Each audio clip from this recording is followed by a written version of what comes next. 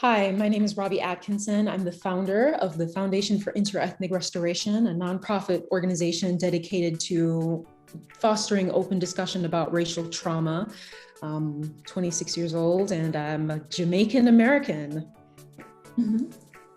Okay, I'm Cameron. I'm the social media moderator for FIER. I am Black American. My mother is a Caribbean immigrant. Her parents, my grandparents, are from St. Kitts and Barbados, and my dad is African American. I just graduated from Georgia State University with a major in global studies. Hello everyone, I'm Melis Kral and I joined FIER in July and I'm a volunteer research analyst. So I grew up in Turkey, I'm Turkish, and I get a PhD in sociology and I really enjoy talking about race and ethnicity. I also really enjoy teaching about race and ethnicity. Hi, I'm Naziat Hassan. I'm also a FIER volunteer.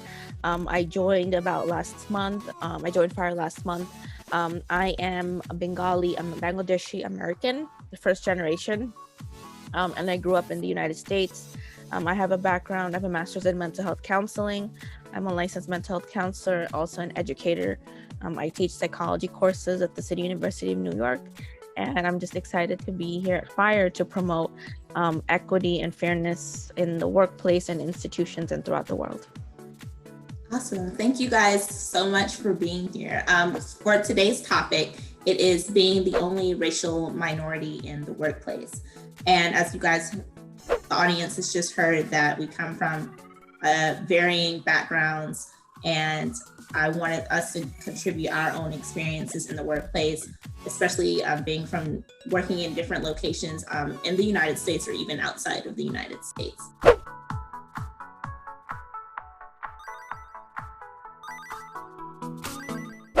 So my first question, or really just an analysis really, I'm curious, raise your hand if you have been the only racial minority in the workplace. Okay, cool. So 3 out of 4. So this should be interesting.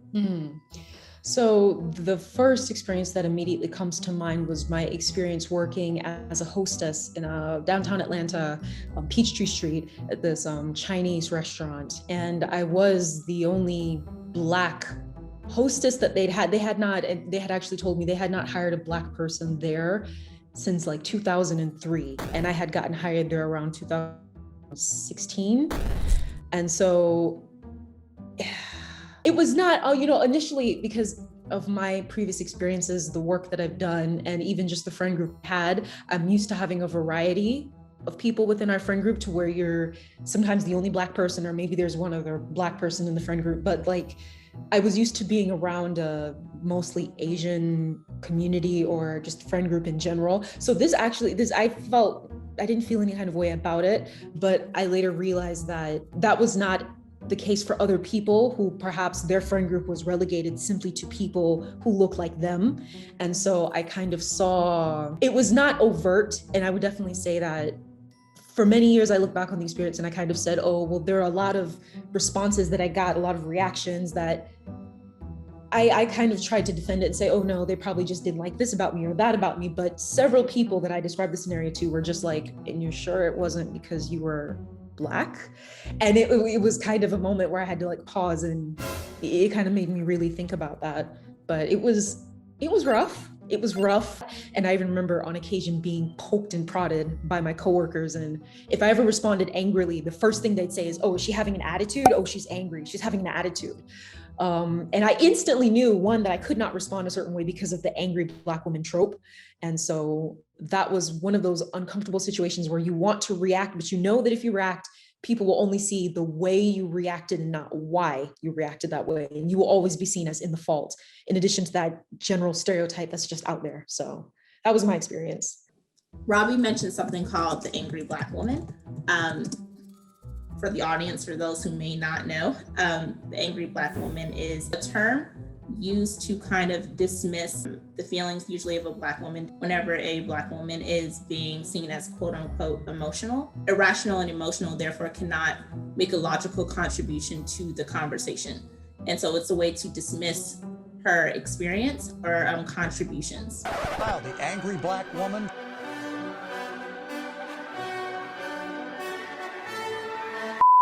When I was in graduate school, the experience was a little bit different, maybe because, I was younger, or who knows, maybe because I was in the sociology program where we would always talk about race and ethnicity. So although I was the only Turkish student, but I didn't really, feel as different the way that I felt different at the professional environment right now.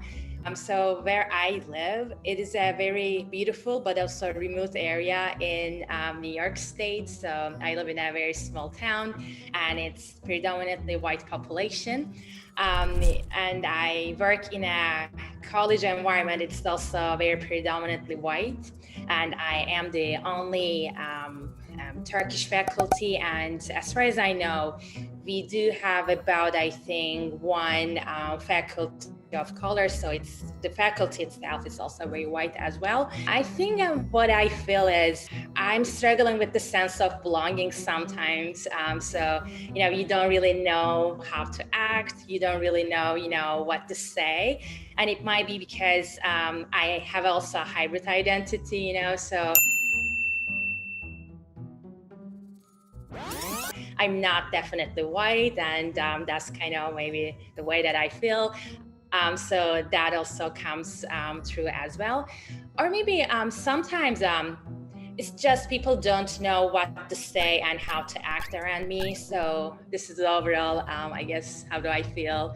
But I totally understand how Robbie mentioned about the angry Black women, because I think if you're the only one representing your either ethnic identity or racial identity, you always kind of feel like, people look at you. And the moment that if I feel like, I show anger, I show frustration, I also feel the pressure that I'm gonna be like an angry, Mediterranean woman, or angry, just fearless, just like a foreign woman. So I totally understand how you just explain and feel about that. You mentioned a hybrid identity. That's also an interesting, I think, thing to note, because then what I've also experienced is, so I was in another workplace where I was not the only Black person, but during that shift, I was the chef in the back. So this was a different restaurant. It was in 5 Points, Atlanta. And so you get a variety of people coming in. Sometimes you see businessmen, sometimes you see